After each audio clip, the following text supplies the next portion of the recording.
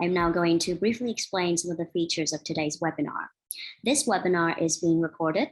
There is international sign, language interpretation in English, Chinese, and Mongolian, and CART in English. A CC button on your screen will enable the captions. If you need captions in a different window, the link is right in the chat box. Please kindly take a few seconds to enable the language of your choice in the language option, again at the bottom of your screen. There will be an option to mute original audio. Please do not select this option. If you do, you might miss some parts of the audio. So let's take a couple of seconds so we can all select this language of your choice in the language options.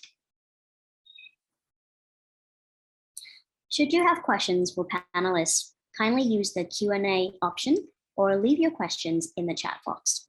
Our team is monitoring both and will try to respond to questions in the course of the event where possible.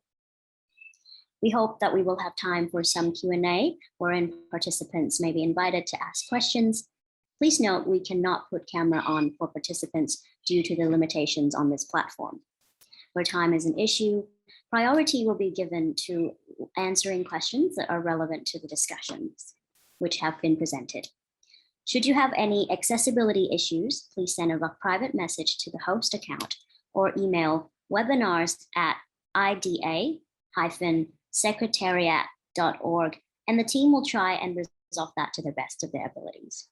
We request all speakers to kindly keep to times and ensure that they speak slow enough for the interpreters and captioners to follow. We would like to thank the logistics and communication teams at the International Disability Alliance for their hard work and consideration in enabling this participation for all of us here today.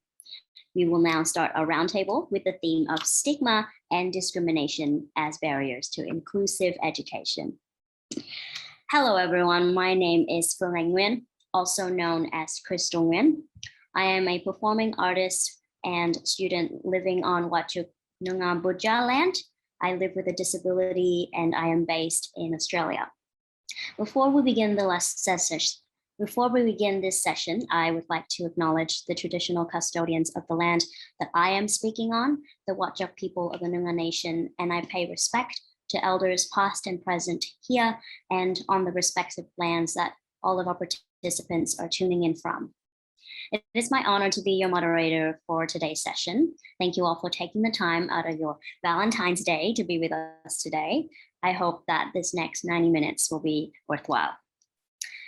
I would like to remind you once again that closed captioning remain available throughout the sessions, and we also have translations into Chinese and interpretation in international sign. I'm eager to start and hope you're all excited as well. Before we hear from our 4 dynamic youth leaders from India, the Philippines, Indonesia, and Mongolia, I would like to briefly talk about the chosen theme of this session today. As people with disabilities and young people with disabilities, we can face multiple forms of discrimination, which may lead to our exclusion from society and from school. Stigma and discriminatory language and attitudes towards us is one of the many factors that compound the challenge we face in accessing formal or informal education. While lack of access to school is an issue, an equal concern is the inability of the education system to ensure that we all have a quality education. To build a truly inclusive education system, stigma in the classroom needs to be addressed as well.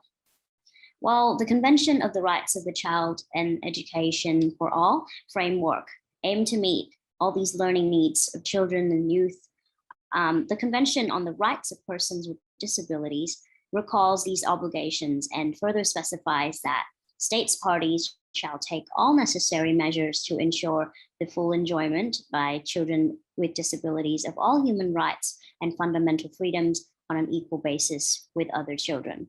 And they ensure an inclusive education system at all levels and lifelong learning. Now, without further ado, let's take the opportunity to hear from our 4 young persons with disabilities on the panel today and see how they have experienced stigma and discrimination in the context of education, but also how they got where they are now and what's their story. Let's welcome to the panel Kavya, Marcus, Surya, and Timulen. Hi, everyone. I'm so sorry we can't be in person together, but this will have to do. Let's get started. My first question for us is whether you can briefly tell us who you are and introduce what experience on this topic brings you to the panel today. Would anyone like to start?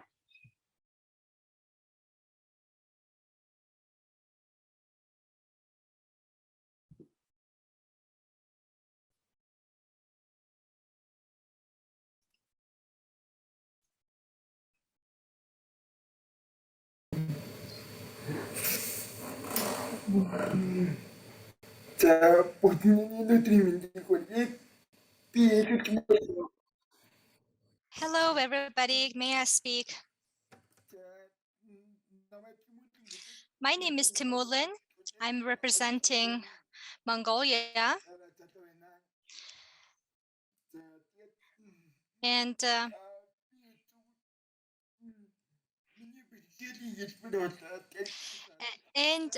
my disability is a cerebral palsy. And I work at the Universal Progress Independent Living Center as an education manager.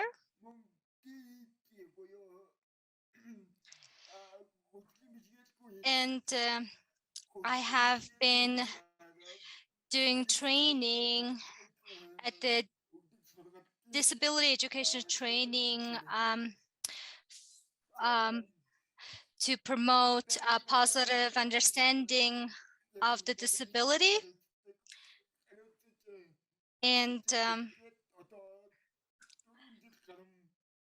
I have been working on this current position for 4 years as an educational manager. During these 4 years,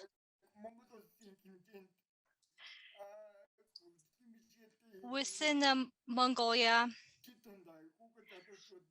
I have provided training to trainings, and then also as far as the policy in Mongolia, I have been working on the particular policy of the disabled people. However, the understanding, awareness on disability, as far as the actual policy, as well as public awareness and parent awareness are not developed. Within this topic, leveraging my own personal experience,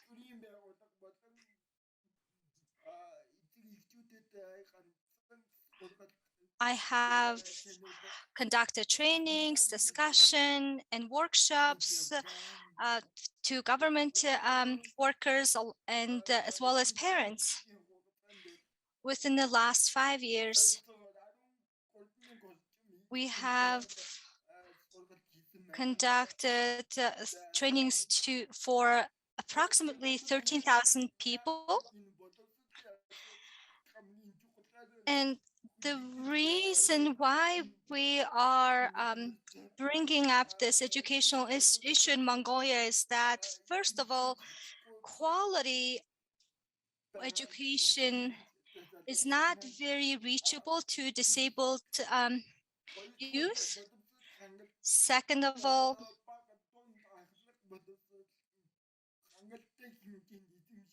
the ability to earn general education as far as the elementary, middle, or high school education is not sufficient enough. So that's why it would be not reachable or easy for disabled youth to enter to universities, and so they can have better life. And therefore, I wanted to work on this particular topic. Thank you. Thank you so much, Tamerlan, for sharing. How about Kavya? Can we hear from Kavya? Hi everyone. So as you all know, I am Kavya Mukhija and I am a student of psychology. I am pursuing my master's in applied psychology, but unfortunately I cannot read your minds. Um, Apart from that, I'm also a disability rights advocate and I am pursuing a fellowship program, the NCP EDP Javed Abidi Fellowship at the National Center for Promotion of Employment for Persons for Disabled People. And today I will be taking you all down a ride through my school life, which was packed with a lot of experiences, both happy and sad. Because right to education is very important. And if there is no inclusive education right from the beginning, it impacts an individual's entire life. So I think we will have a lot of engaging discussions, and I'm happy to be here today. Thank you. Thank you so much. Thank you so much, Kavya. That was really beautiful. Let's hear from Marcus. Hello. Can you tell us a bit about yourself and why you are here on this panel today? Hello, Crystal. Hello, everyone. Good morning from our sunny Philippines. I am Marcus Operiano, and I am a disability rights advocate as well. Same with Kavya here in my country. I was born with mild cerebral palsy. And what brings me to this panel is also my first-hand experience of stigma and discrimination when it comes to education. And besides from stigma and discrimination with my disability, I was also ridiculed because of my sexuality. So I've faced double form of discrimination in school, and this is something that I would like to share with the panel and with the participants. Thank you. Thank you so much, Marcus. And last but not least, our final speaker on the panel today, Surya. Would you like to say hi to everyone? Hi, everybody. Good morning or good evening to all of you, because we're coming from the different parts of the world. Hi, nice to meet you, everybody. Crystal, and then the rest of the panelists. So my name is Surya. This is my sign name. I'm from Indonesia.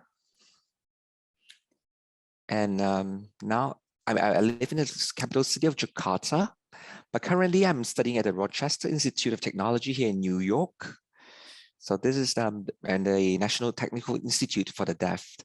I'm learning to be trained to be a teacher. So I'm doing a master's now in a science master in science and secondary education for the deaf and hard of hearing. So at the same time, I've set up an organization that's a sign name. It's called Handai Tuli. Handai Tuli means literally Friends of the Deaf in an Indonesian language, which is to help that for the deaf and hearing community to be able to be bridged and to learn to communicate and to learn from each other's world, the culture, and to socialize, as well as to learn from each other. So I'm very excited to be here, to be part of the panelists, to talk about education and the importance of it. So it's a very honorable invitation that I've received today, and I'm very happy to be with all of you today. Thank you. Thank you so much, Surya. I would love to ask this second question to Kavya and hopefully to Temerlin, if you guys are up to it. You were rather young when you started being an advocate for disability inclusion, in my understanding. And if either of you are comfortable to share a personal experience, would you like to speak about a time when you have faced stigma or discrimination that kept you from accessing education on an equal basis with other youth with disabilities? And another throng of the question is, who or what helped you overcome these barriers and get to where you are now with your brilliant selves? Would we like to start with maybe Kavya? Sure. Thank you so much for that question. So my first ever brush with discrimination in the educational sector was when I was young. My parents were trying to get me admitted into a school, and all the schools in my city denied taking me in because only because I was disabled and I could not walk. So I think this was my first ever tryst with discrimination. And at that time, even the law was not that strong that could have, backed us up and provided us legal support. But then my parents were really determined because they believed that education is everything. If you're educated, you're empowered, and you can do anything you want. So I think that was the reason why they supported me in this. I think there has been a technical issue where Kavya has lost. Yeah, Kavya's screen is frozen. And Yeah. I think that Yeah. is what All kept right. them. Yeah, but I think we can still hear you. Would you mind repeating the last sentence that you were saying? Oh, I'm so sorry. It's okay. So where did you hear me last? I think we got to where your parents were determined to get you a proper entry to education. Yeah. Right. So I mean, I think that is why I'm here today. And if you are educated, you have awareness about what's right, what's wrong, and you can sort your way thereafter. Thank you. Absolutely. I totally relate to that. I have a similar experience growing up and always have to fight for my space in the room with non-disabled people as well. So I totally echo that. And I'm sure that a lot of participants here can relate to your story. What about Temilin? What's your story and how did you overcome your barriers to become who you are now?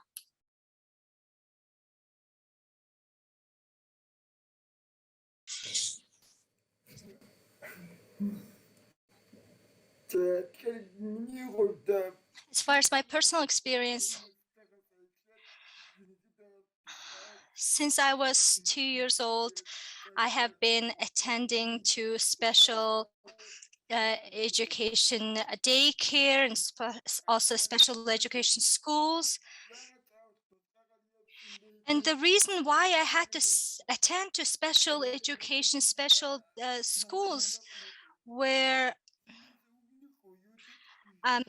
when I was small, and even the generation before me, in Mongolia, the people with disabled people did not have the equal legal or a health or social environment for us to attend to normal schools or normal places like other kids. And second, even though there were schools I can attend, the administration of those schools refused to work with me, or the reasons were they did not have enough staffs or teachers who can work with me, and they would say I cannot work with this type of children. So therefore, I've enrolled into special education daycare, and then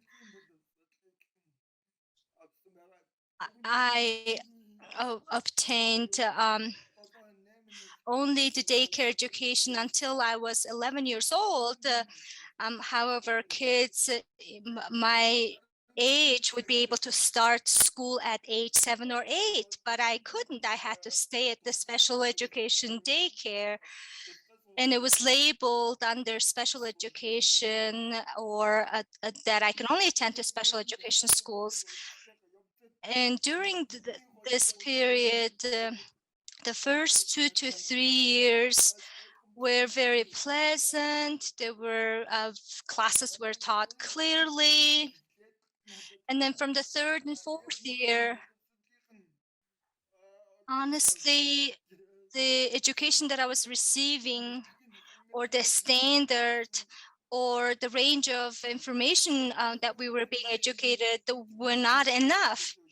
At the time, I was a small child. I didn't have enough information, and I just thought that's how it's being taught. And then the special education schools also had their own separate unique programs for disabled kids, which is what we found out later. What that meant was that the program was very much lighter than the general education that kids our age would receive. For example, when I was at the first grade, uh, uh, I'm sorry, when I was at the 8th grade, my program that I was receiving, or education that I was receiving, was equivalent to 3rd or 4th grade of the general school or school program. Therefore, it made it very difficult for disabled kids to eventually enroll into universities. And we did not have sufficient education or abilities to take care of our family. Therefore, I wanted to work and contribute myself into this educational matter in this sector. Thank you. Well, thank you so much, Temulin, for sharing your story. And it also really speaks to your personal resilience, as we all here can feel that through the screen. Surya, you have also been a disability advocate for a while, and you've aimed specifically to bring the deaf and hearing community together, in my understanding. So I have a question for you. If one day you were to become the prime minister of, no, sorry, the minister of education in your country, and you could implement sustainable systemic changes, what would be the most critical change that you want to make to tackle the issue of stigma and discrimination in education?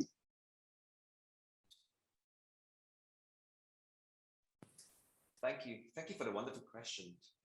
Perhaps let me just give an explanation of some of the background that I have in terms of the education for the integrated education that we have in Indonesia. Right. So, for example, in the past, I was interested in football, and I wanted to actually be part of a football team. But during the team, the coach actually threw a soccer boot at me because he said that, no, why did you throw a boot at me? You know, I was like, because he said I tried calling for you, but you couldn't hear me. But I'm deaf, so that led me to think about. There's probably a lot of misunderstanding about how the deaf and the hearing could communicate. So coming to RIT, the Rochester Institute, I was able to communicate through signs, and it becomes a very ease of communication with people. And I see that even the deaf people, they could actually use the phone. That's it. Yeah, we could use sign language and we could communicate, very easily with everyone. So that's when I begin to realize the importance of sign language education and importance of having everyone being able to understand the need of the deaf in terms of the communication needs through sign language. And I hope that sign language will be taught at schools and will be more trained, whereby we have teachers who are skilled in sign language to be in the school education setting to teach sign language, and for the deaf and the hearing students alike be able to communicate via this language. So this is the world that I would hope to see, and this is some of the changes that I would like to see in the government, whereby we will be able to have sign language education, sign language as a means of communication for all.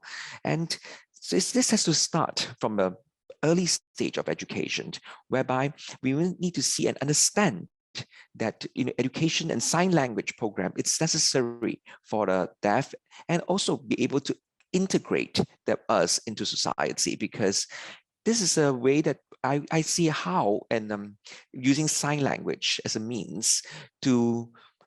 And when I see that as this develops, when people come together, whether they are hearing impaired, they are deaf, or they have other communication needs, sign language can be a mean for us to communicate with each other, regardless of whether we are hearing or we are deaf. Thank you so much, Sharia. I totally and absolutely agree. I hope that we have a world where sign language is integrated as a mainstream language and even compulsory within education with neurotypical or neurodivergent and hard of hearing or disabled children. That would be amazing, and that would be the utopic world that we need. Thank you. All right, Kavya, I'd like to ask if you share the same sentiments with the previous speakers, or would you have a different strategy if you were the Minister of Education and you want to make critical change? Of course, I agree with Surya, and in addition to that, I would also ensure that, now that we do not see a lot of people with disabilities in schools, we hardly see any persons with disabilities in schools, in mainstream schools. And I believe that if we were to have have an inclusive society, we need to see persons with disabilities in schools as well. And to accommodate that, I would ensure that at least 10% of every class has disabled people, because unless and until we include them, we will not know what their needs are. So actually, there's a communication gap, I believe. Unless and until we communicate and talk, we will not know where the gap exactly is. So I would ensure that. And apart from that, sports is often considered a non-disabled thing. If you're a wheelchair user, you cannot play sports, you cannot engage in any sports activity. So I would also make it mandatory to have inclusive sports wherein all people can play whatever they feel like. If someday I want to play football, I'm a wheelchair user, so I should be able to do that. Thank you so much. Absolutely. Thank you so much, Kavya. That is the perfect segue into our next section of our session, which is when we talk about advocacy for inclusion. Before this, let me invite you all and our participants to watch a brief video with young people with disabilities from around the world explaining what inclusion means to them. This video features audio description, captions, and ISL, and was produced by UNICEF in 2015. Enjoy.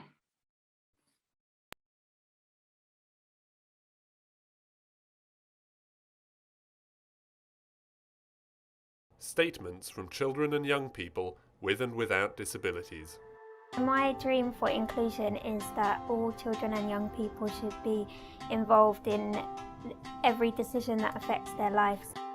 I think of people with disabilities actively communicating and participating with other students, having the same resources and opportunities to basically succeed and have a holistic education as others, rather than simply being in the school for the sake of being there. The way I personally understand inclusion is where we make sure we remove all the barriers that persons with disability face.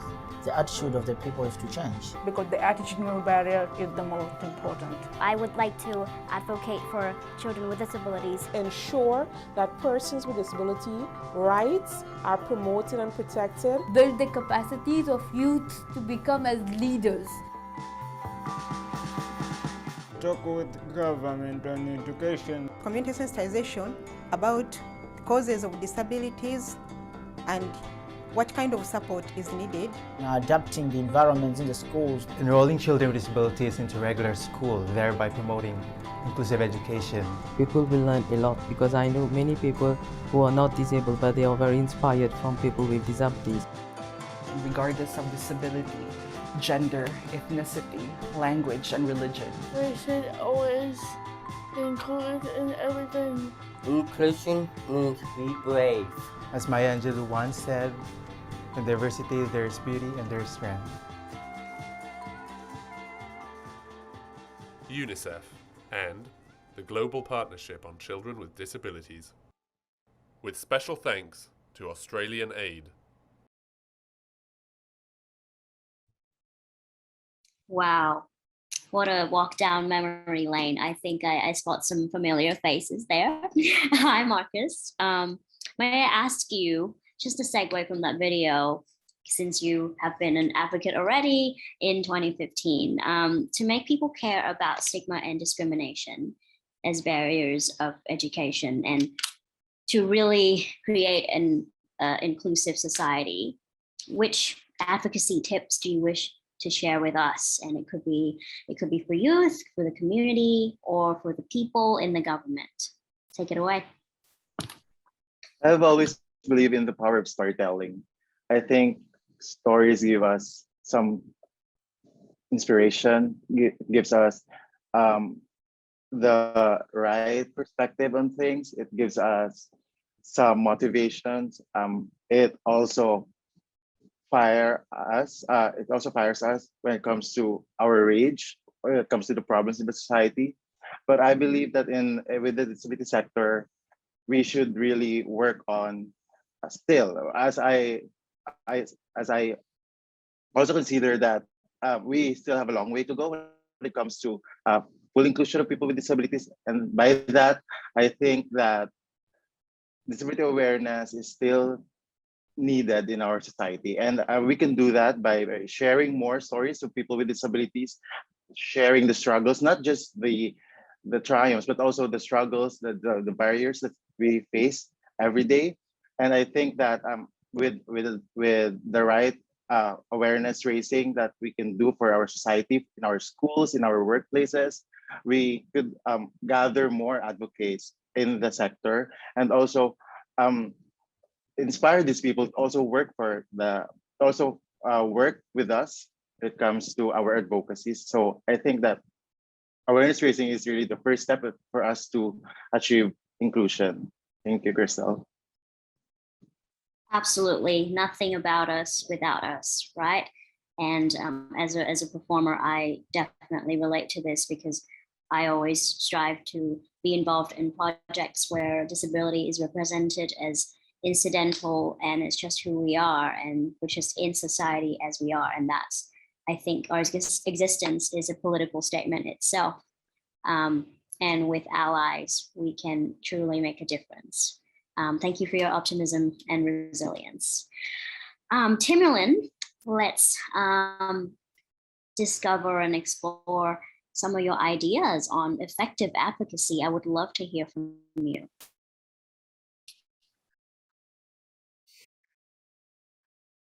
Is it still me?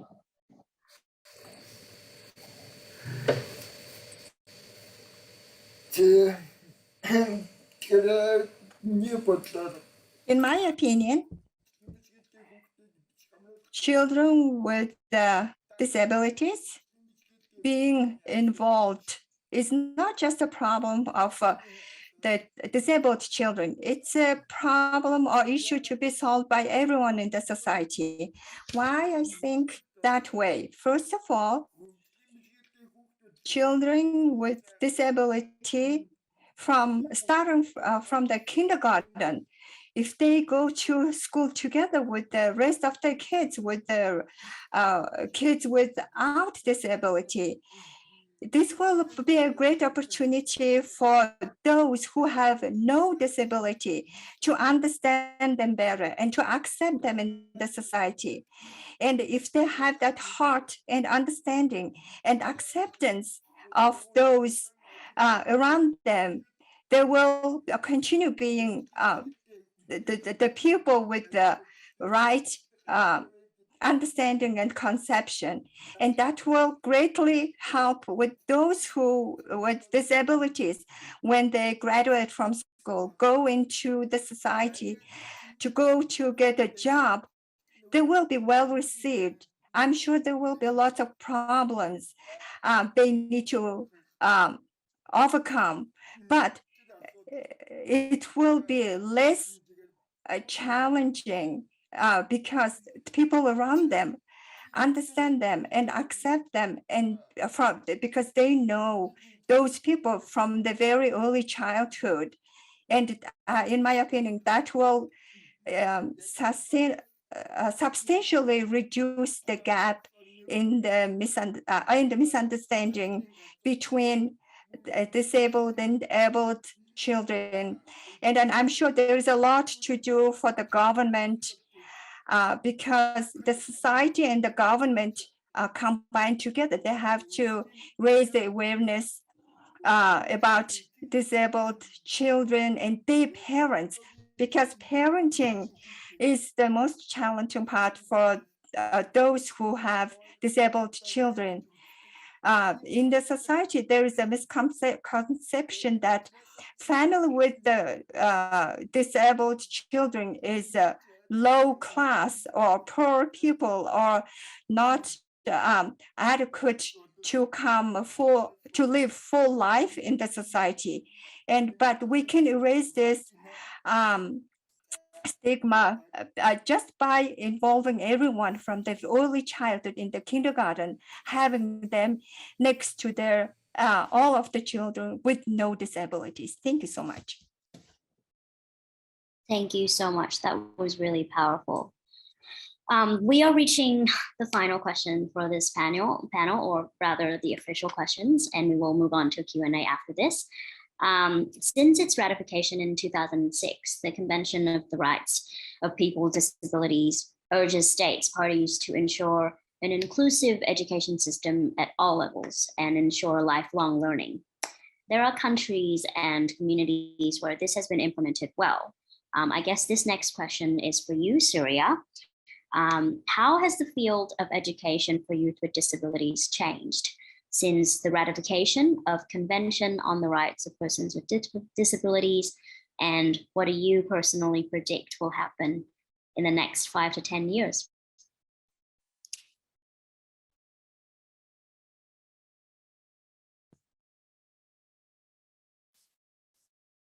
Since the ratification of the UNCRPD, so I see that in Indonesia, for example, we actually ratified in 2011, and it's become a national law since then. So what we see that the changes that we have witnessed within the government itself is that we have more now sign language interpreters in television. The acceptance of the deaf students has become becoming more and more. We see more opportunities are given to the deaf community in deaf students, and I see that the interest among the hearing people to learn sign language has also increased and I see government and also companies, private sectors are more willing now to actually have hearing or deaf people, which was difficult in the past. Though, for example, sign language could be a challenge or barrier in the past. But now with this, with education, with students being able to reach the deaf students able to reach a higher education level, we see that there are more and more coming into the workforce, and companies are more willing to accept them. So I think what's important is that this open up the door to work together to actually promote the use of sign language. The awareness has increased since then, and we see that this has been incorporated into the education system, whereby more and more acceptance are being seen for the deaf community. Thank you so much, Surya. That was beautiful. How about Kavya? What do you predict will happen in the next 5 to 10 years for inclusion for us all? I think we would start seeing more and more people with disabilities, and now that there are so many advocates, and it has become a global it's like a global wave that has come up of access, inclusion, and awareness. So I think there would be more people with disabilities out there. Teachers also play a very important role in including people with disabilities, because it's not, inclusive education is not just limited to giving admission to students with disabilities. They have to be made feel included as well. So I think teachers would start becoming more and more aware, because there is now a lot of emphasis on invisible disabilities as well, and there are a lot of teachers who are taking this up as their professional careers. So I think there will be a 360-degree change in near future, hopefully. Yeah, I hope so too. How about you, Marcus? This is a big question, but dream as much as you want. Yeah, what do you predict will happen in the next 5 and 10 years? I really think that I'm hoping, and I'm really optimistic that ministers of education will be more accepting to people with disabilities. In the context of the Philippines, I hate to say this, but inclusive education and education as a whole is one of the neglected programs for people with disabilities. A lot of children with disabilities aren't in schools, but I think in the next 10 years, because of our advocacy, because of what we're doing, because of the rage of the sector, I think that we'll have better policies, because I think that policies that reflect the norm in our society, and also the dignity of our society. So I am really hoping that inclusive education would be a norm rather than just a separate type of education, but it should be the norm in the next 10 years.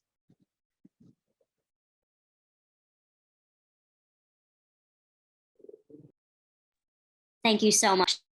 Let's pass this on to Timurlin. What do you think?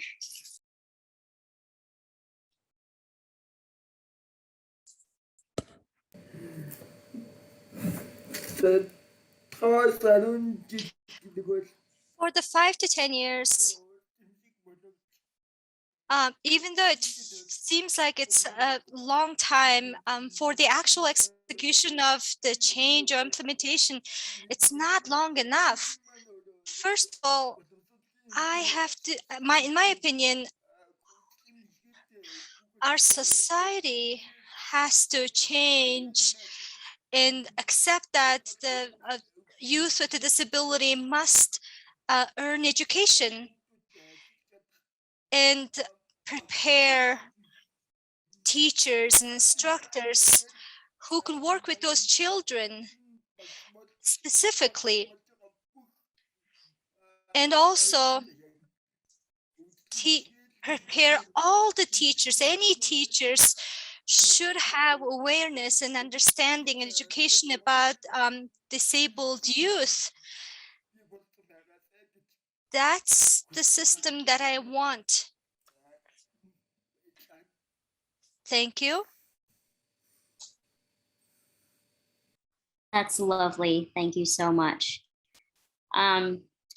We still have ample time, so I'm happy to chat a little bit more with you folks. Kavya, Marcus, Surya, and Timurlin, we have really felt your strong commitment to disability rights agenda, and we want to applaud your engagement for today. Next up, I would like to invite you all to watch a visual story by Kartik Shawnee. Let's 1 second. I'm just finding my notes. So this video is a story of his personal experience, and I would love for you all to watch it. He's a young person with visual impairment from India, and he shares how he had to tackle ignorance on disability in the classroom. This video is recorded and made into a 1-minute cartoon, which is really exciting. Let's enjoy it.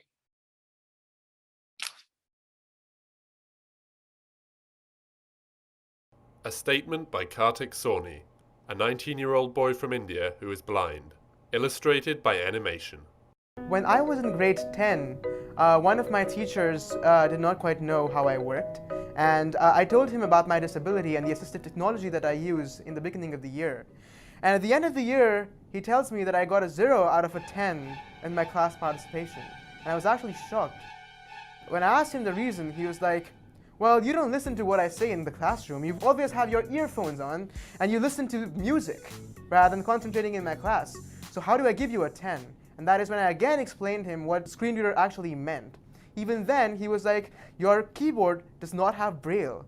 How do you know what you're typing? You're fooling me, and you cannot fool me. And then finally, I had to show them this article on Wikipedia describing what a screen reader is and showing him like pictures of blind people actually typing on the computer and actually demonstrating that yes, I could actually type even without vision. So.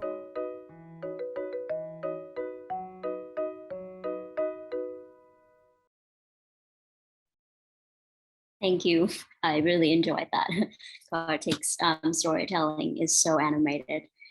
I guess this is a question from me, just Crystal, to you. Does any of the participants have a funny story in the classroom that turns out hilariously like that? I know that I personally have a lot of stories where my formative years, like year 1 to 5, I couldn't really use the student bathroom because they were completely inaccessible. And there were days where I literally had to wear a diaper and wait for my parents to pick me up and do my business at home. And that has always been, like, at the time it wasn't funny, but in hindsight, now that I'm an adult, I think it's really hilarious that I had to do that. Yeah. How about any of our speakers? Anyone has a funny story about your time at school?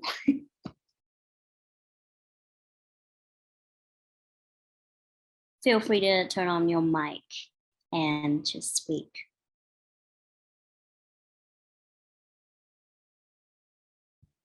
Surya. One story to share here. So I remember that when I was at school, it was an integrated school that I was attending. So that was because there was no interpreter at school. So my teacher was teaching in class and I was like, he forgot that I was deaf. He kind of like overlooked that fact. So she was just writing and speaking, facing the board, writing and writing. I was like, what was happening? What's going on in school? And my friends were like, they were like, hey, teacher, please turn around. Don't speak to the board because, we have a deaf student among us. So I was like, I was just observing their behavior. And so that was really funny because my friends actually spoke up for me and the teacher said, I'm really sorry that I forgot that. And then again, she was like she became more cautious of that she wouldn't speak to the board whenever she explains something. And she would turn around after knowing that little incident that happened. That's a little funny story that I would like to share. Thank you. Thank you so much. That's so funny. Sometimes teachers do have the best intentions, but they just don't know what to do. Anyone else? I think Timurlin raised his hand.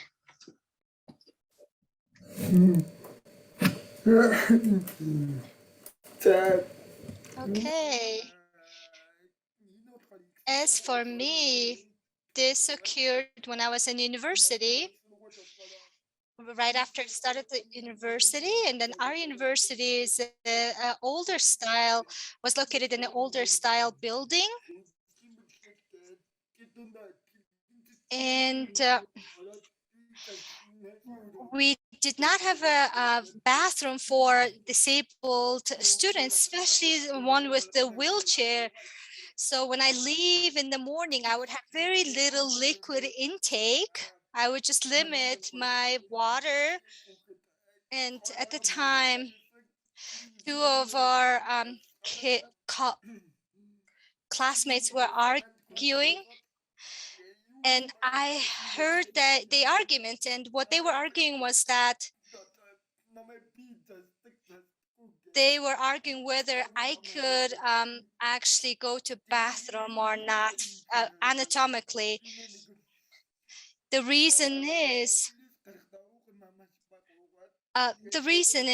again, I would limit my liquid intake a lot and I would just avoid going to a bathroom. And even if I had to go to a bathroom, I would leave the school and then, and do my business because I couldn't go to bathroom on my own. My family members would be waiting for me outside. It would help me to go to bathroom. Even though those the classmates were arguing and it wasn't their fault. First of all, they never saw me going to bathroom. So that's why it wasn't their fault. Okay. Oh, that is so funny. I think that I had the exact same experience at some point where I was just like, no water, I'm fine. My kidneys can take it. Thank you so much. I have another question before we wrap up and take it to the audience and take some Q&A questions. I think this is just from me, Crystal, as a performer and disability advocate in the arts. Any of you have any movies or pieces of writings or songs or authors, any pieces of art that have gotten you through hard times in school when we felt isolated and misunderstood? And if you could share that with us, that and with me, I would really, really appreciate that. Is it, I see Kavya has her hand up. Is it for this question or was it for the funny experience in school? It is for both actually. Yeah, sure, take it away. Yeah, so can I share a funny incident as well? Of course. Okay. So, a lot of times people assumed that if I'm a wheelchair user, I'm also someone who cannot speak or cannot hear. And whenever they would, see me talking or doing things that everyone else did, they would be sort of amused. They would be shocked, there was surprise on their face that, oh, you can do this as well. Wow, that's so amazing. So, I mean, this is pretty hilarious. Um, and could you please repeat the next question?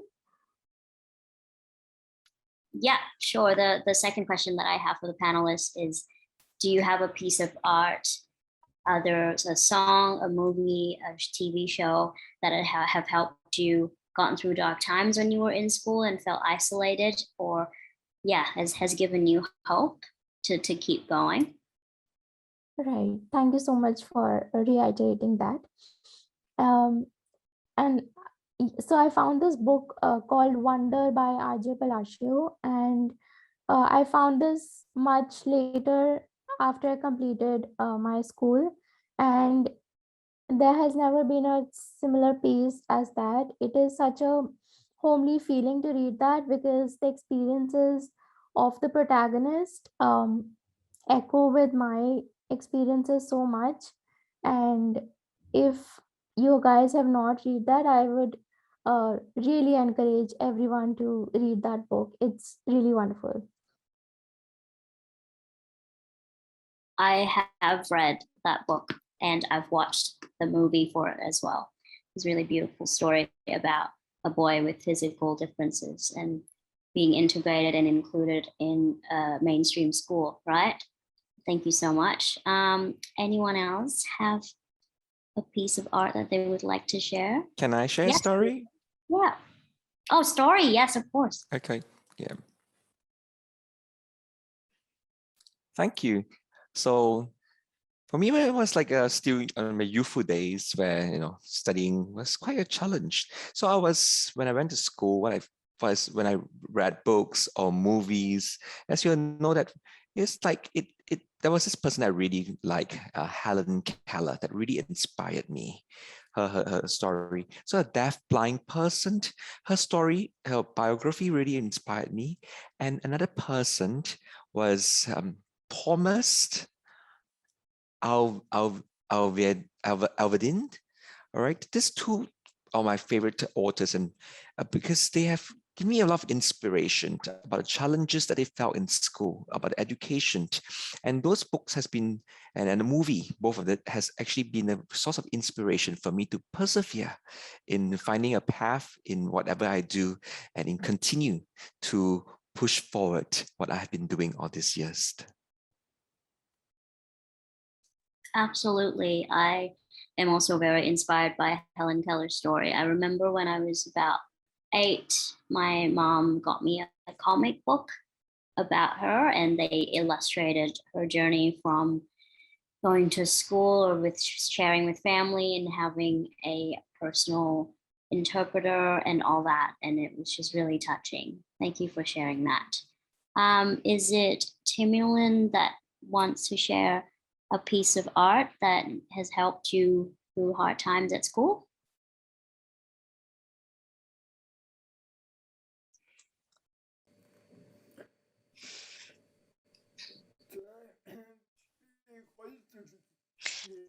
I would like to talk about two things. First one is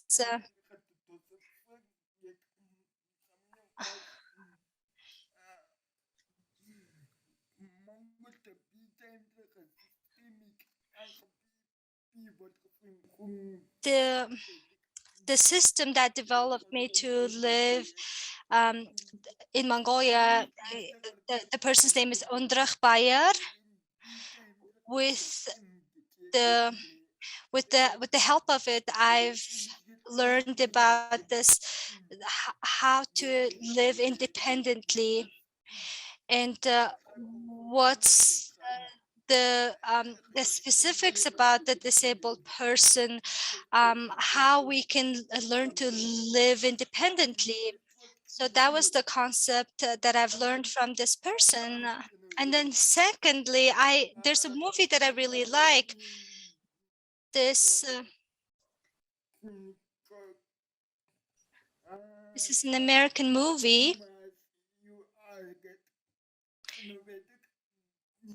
Kuma's You Are is the name, a title of the movie. And this is the movie about the three guys that is blind and that has a cerebral disability, and then they are on a journey to find find their sexuality. And that when I watched that movie, it dawned on me that they are exactly pointing to the issues that we encounter. That's it. Absolutely. It's really important to see us represented on screen and stage and in the arts, because that's where we come to when we want to find comfort, right? And we want to see a diverse world that is truly represented as we are. Marcus, do you have any song, movie, series that you want to recommend to us? Yeah, but I haven't watched it when I was a kid. But recently I just watched a series called Special on Netflix, and it really mirrored the realities of people with cerebral palsy like me, and as a queer person as well. I really love that film. I think that I saw that representation of mine on Netflix, and I'm really excited to share it with the other friends in order for them to also understand the plight of people like me who are queer and disabled. And I think that that's what we need. We need representation in media in order for other people who don't have disability should know, they would know more stories of people with disabilities, more funny stories, more motivational stories for people with disabilities, and also that the mere representation shows that we people exist, and that's what matters, and that we should not be treated as like a different person, but we exist, and we should be existing. Absolutely, Marcus. I love that series, Special, on Netflix. It was really hilarious. I finished season 1, I think. For me, I totally relate. And as a performing artist, I try to get involved in projects that highlight disability as just an incidental thing, not the whole story arc. I used to audition for this show called Raising Dion, and I didn't get it, but the person that got it was this really beautiful young lady using a wheelchair who got the best friend role, and she also had brittle bones, my condition, and it's just really such a joy to see positive representation and not just look how hard we have, how much hardship we're going through. It's about the joy, and disabled authenticity there as well.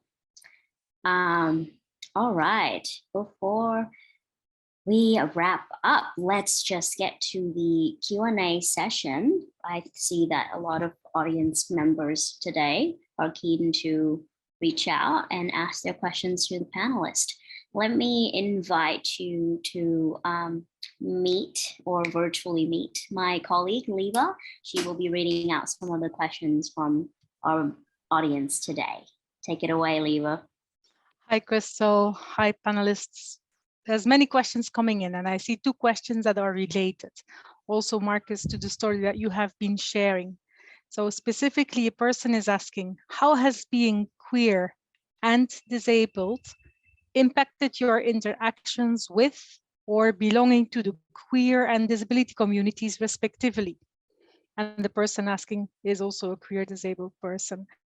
And then if you can answer that question, Marcus, but we also would like to hear from the other panelists how you have integrated people with, let's say, multiple discriminations, disability being one, but other aspects of discrimination, how you have integrated people in your advocacy work. For me personally, being a member of both sectors, I actually gained more friends because I have friends from the LGBTQIA sector. I have friends from the disability sector. So it impacted me tremendously. But also, I feel that I have more responsibility when it comes to raising awareness to these people. That when I hang out with my gay friends, for example, they don't know much about disability, so I have to tell them about it. When I hang out with disabled people, I have to tell more about the LGBTQ spectrum. So it really impacted me in the sense that these are people whom I could persuade to also join the advocacy, and also these people, I could make them educated about the struggles of the sector, which the barriers of the sector that needs to be addressed. These people are working in government, working in holding high positions in the private sector. And I think that they could also have power for in the society, and then they could also have the fair share of removing the barriers that's continually disabling the people like us. Thank you. Thank you so much, Marcus. Can I chime in? I think that question is really great. I really relate to how you said the more the merrier. I just have a lot of more friends with the different intersections of disabilities and marginalized communities. As a member of the LGBTQIA+ community myself, I find that it's really uplifting and refreshing to, I guess, exist in those sectors and subvert these stereotypes from people. I think that it's a really heartwarming thing knowing that you can be a lot of things and you will find support and belonging in different groups as well. But yeah, thank you, Leva. Are there any other panelists who would like to speak about the multiple discriminations and how in your agenda of advocacy you ensure that it's not just about disability, but also including different the agendas of discrimination amongst the people with disabilities?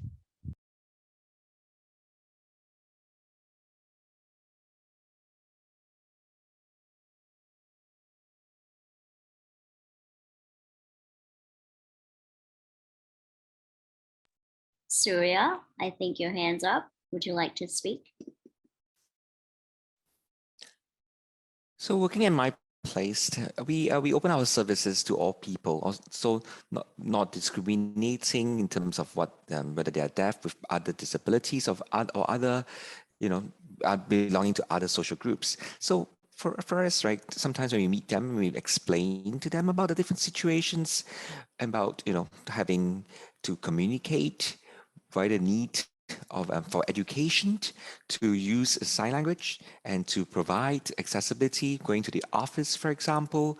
So sometimes when we meet people, they may not know how to actually communicate with us. So prior to that, we will send emails to them to tell them about our needs, and then also to inform them via PDF document to know how they actually have the, so that, and when we make the explanation to them, they are able to understand a bit even better of how to actually talk to us, how to communicate with us without any sense of discrimination. So having to meet these people and to from various walks of lives, having been able to meet them and talk to them whether they are blind or different sectors or different parts of society, being able to use sign language and also written communication and to explain to them about our situations, regardless of our background, it actually helps to reduce the discrimination that is that has been ongoing, or it can actually reduce discrimination to a certain extent. Thank you. Thank you so much, Surya. Do we have another question? Yes, the questions are coming in. Just scrolling through and picking a good one. Sorry, there's many questions coming in. Everyone's so excited to talk to you. Yes. Okay, we have a very interesting question saying, what will you suggest to those people who say that we do not practice accessibility because we have nobody with disabilities? And so they ignore that people might not want to communicate about their disability or have a hidden disability. So what would be your suggestion?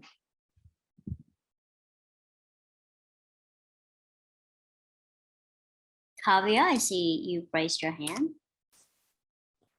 Yes, thank you so much. So I think for those who do not practice accessibility, I would like to tell them that you need to up your, awareness game, because not practicing accessibility does not mean that people with disabilities will vanish from this planet. They will still exist and they will still use your services. And it is you who is on the loss, because you will, your profit will go down. There's so many people with disabilities. So not providing accessibility is like, saving yourself from giving answers, not being accountable. So I think there has to be more awareness. Business owners or services owners, service providers have to know that how they can make their services and everything accessible, how, what kind of people exist out there and what are their unique needs, and they should be able to accommodate that into whatever they're doing. Thank you so much. Absolutely. Universal access benefits everyone, not just the people in the disability community, right, Kavya? Absolutely. Anyone else would like to answer this? Oh, Temulin, I think you've raised your hand.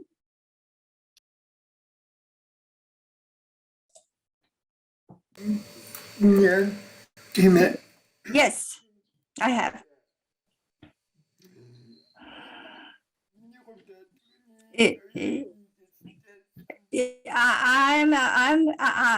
I agree with Kavya what she said, because to provide awareness to those people, first of all, people with disabilities, they of course haven't chosen to be that way. They were not born that way. Of course, this is when we were born, we didn't choose this path of life at all. And disability is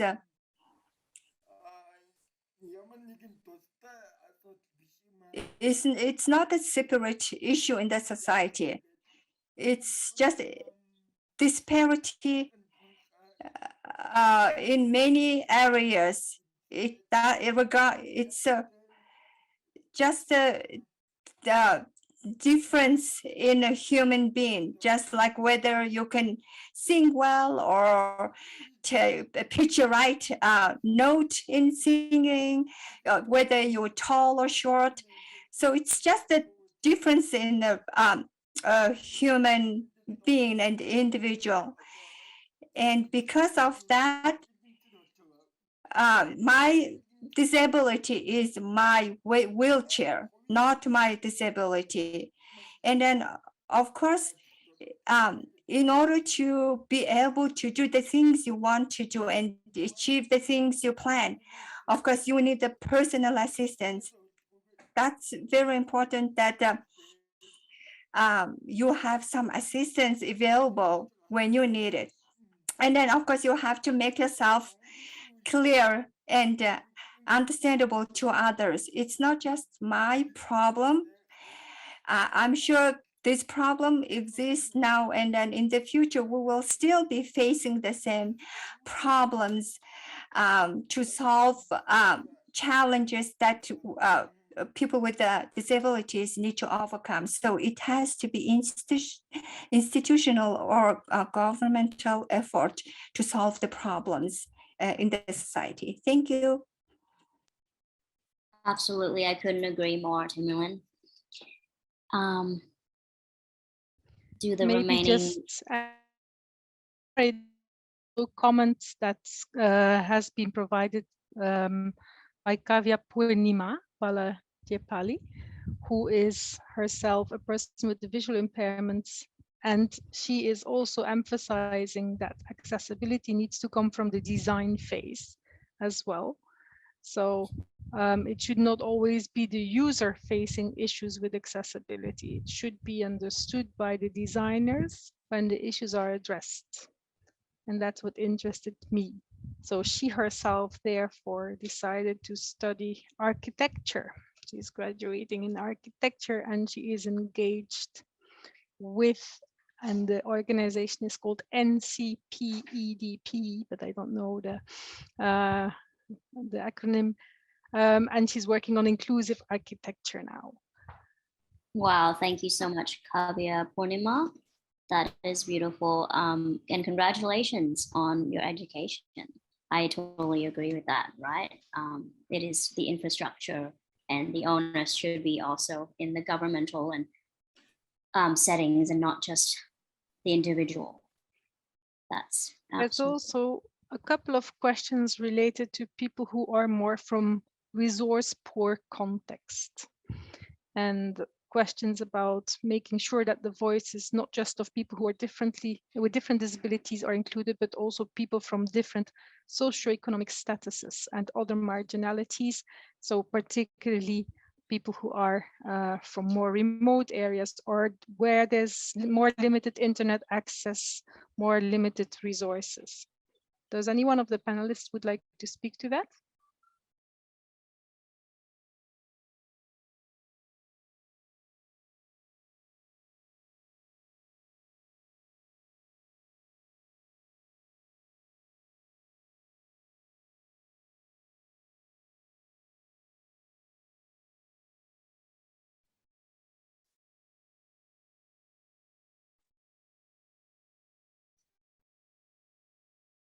That's okay. I think our panelists are very inundated with questions from fans all over the world. Would we like to find a different question? Okay, maybe just one point on that part of people from more remote areas, people with lower economic, with the SDGs, the Sustainable Development Goals, we have the Leave No One Behind agenda. Yeah, and it's really about reaching the people who are furthest behind. I myself work for the United Nations, for UNICEF, and we're still working on this agenda because it's also a learning exercise for everyone. We are trying to identify, and there was a question also about evidence-based. We are implementing research. It could be data in a household survey, but it could also be the type of more qualitative research to identify attitudes, discrimination, and so on. And we work with that to inform our programming and our policies. We cannot do it alone, so we are very much looking forward to working with organizations of people with disabilities, with youth with disabilities, So if you are in a community where these issues are not solved, please do reach out to your local governance, to UNICEF itself, to NGOs, and raise your voice. This is an invitation to be loud and proud. Raise your voice. Let us know. Tell us your story. Okay, we're going to see what other questions there are. Just a second, please. Yeah, as Leva is looking for a new question, I'd like to thank UNICEF and our organizers for all the great work that you've been doing as allies to youths with disabilities.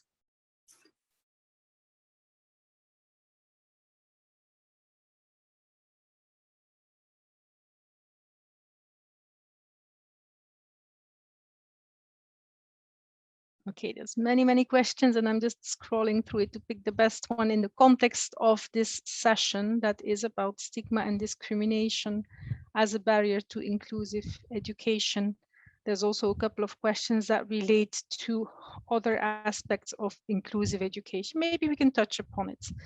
And I think Surya, for example, you already touched upon training people on sign language. So the question here is about how would the panelists address the issue of responsibility for procuring opportunities in the classroom? Also, how much relies on the teachers gaining knowledge, training, resources to be as inclusive as possible from the onset? The question is longer, also talking about institutional gaps, but I think let's take these aspects of the question about resources in the classroom, being teachers with knowledge gaining, but also teaching resources.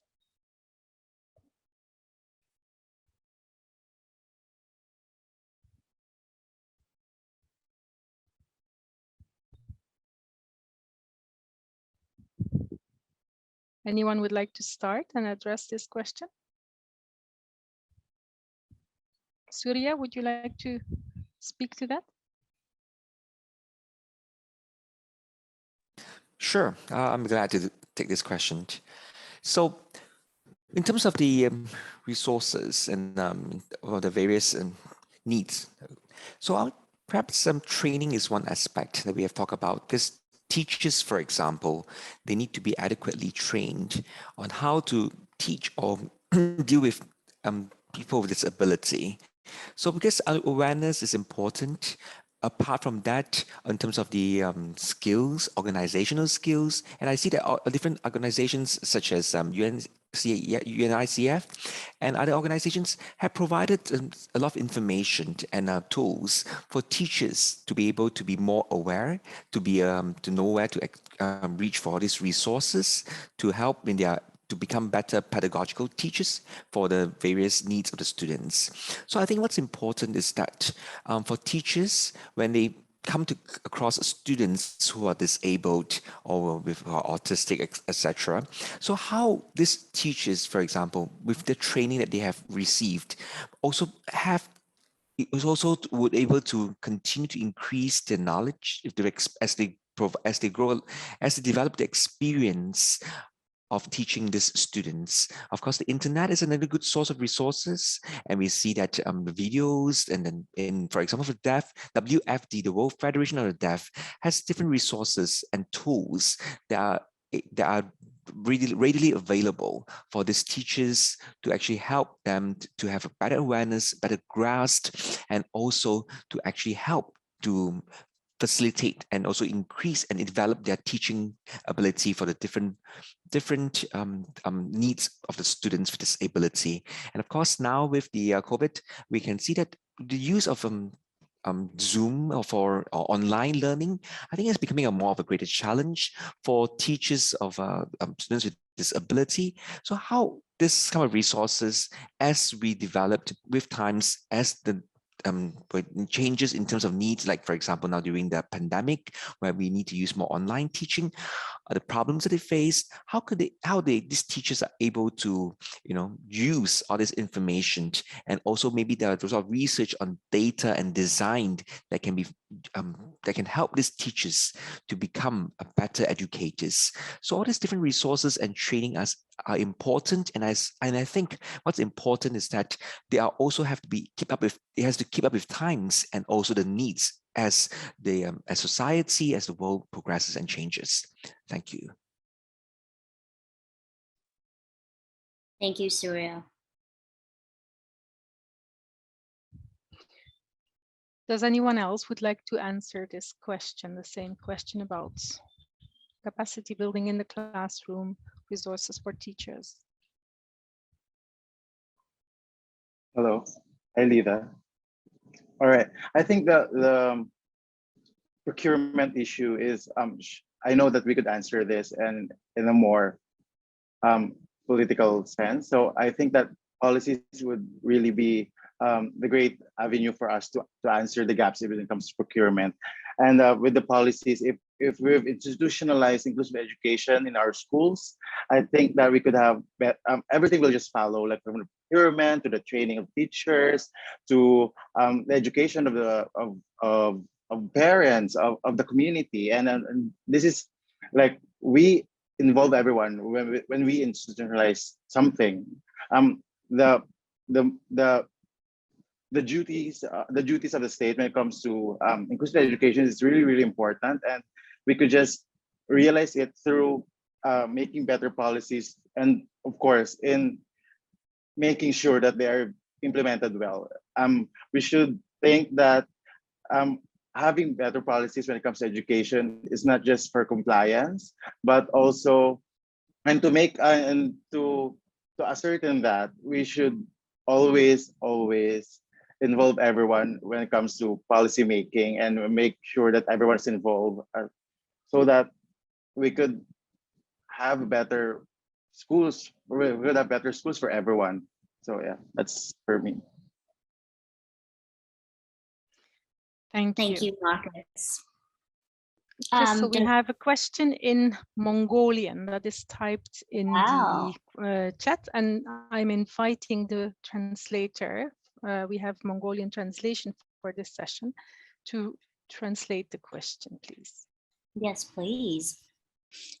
Certainly. So the question is, hello, everybody. In the current society, some companies and entities are hiring disabled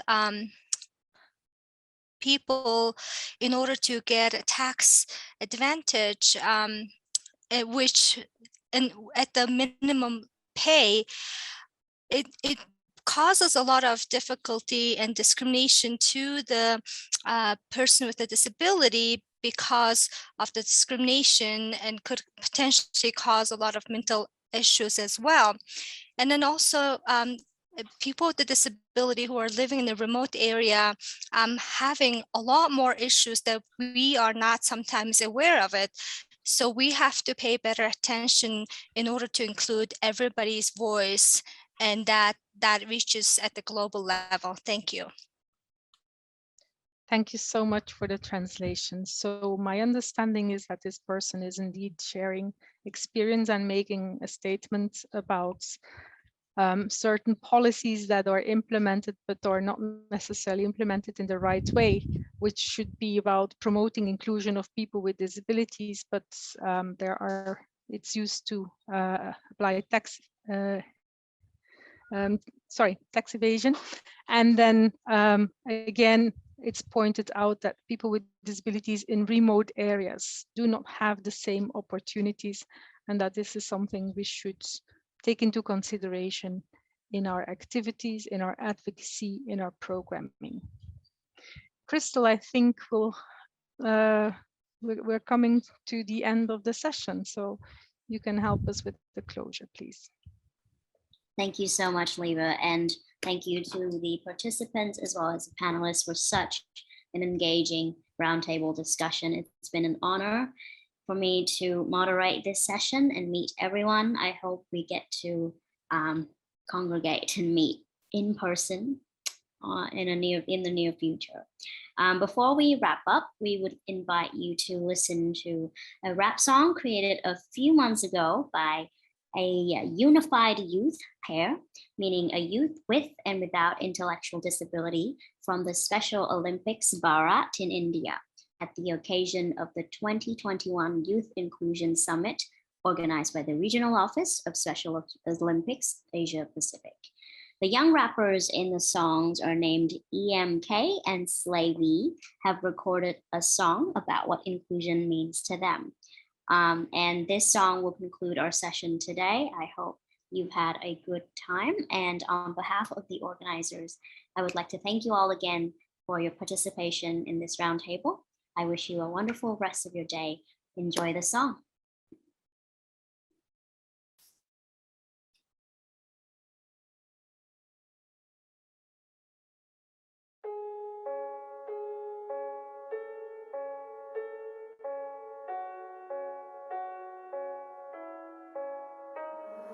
Pando killed the beat. UP 14 से Delhi MK साथ में स्लेवी हाँ ये Slavery unified just with MK. We are youth partners.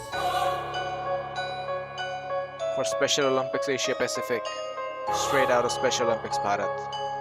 Sustain, yeah.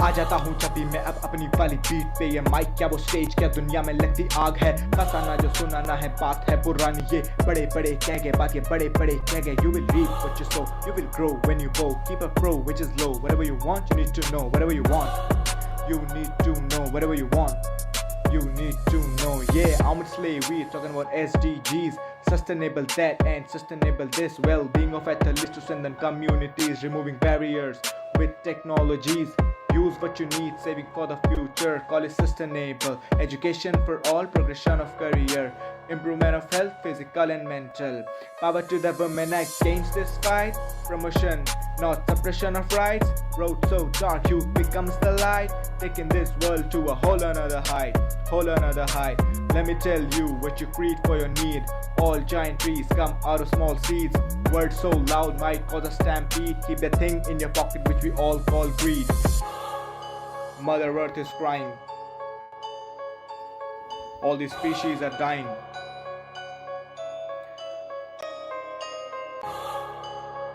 People are being discriminated against. Inclusive education and career development is a need of this hour. Sustain. There's a revolution for inclusion. Reigns with the youth approaching unification. Empathy, always fill these empty hallways. Unified generation riding on these highways. MK, slavery, brothers to the grave. Perfection in rap, that's what we crave. And engrave our names on the stones of this cave. Let the people come through on this path which we pave.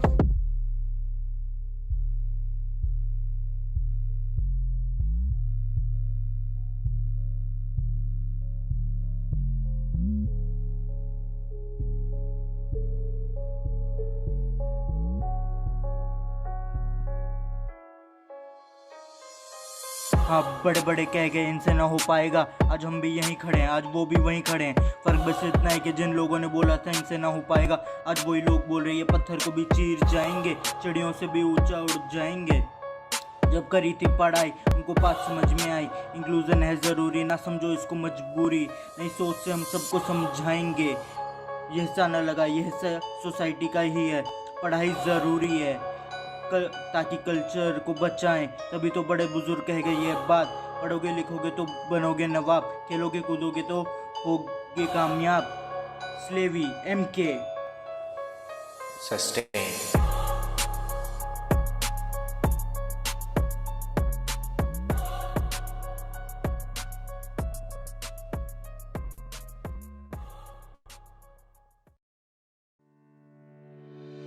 Action 5. Access the right to recreation and support sustainable friendships. We recognize that youth with disabilities, like all youth, have innate talent to be nurtured.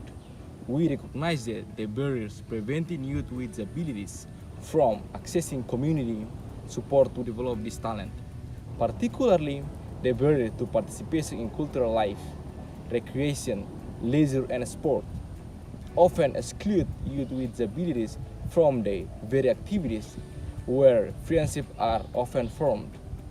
Therefore, we commit to supporting stakeholders in creating a culture of inclusion by encouraging and providing platforms, skills, and services enabling youth with disabilities to participate on an equal basis with others in recreational, leisure, and sporting activities.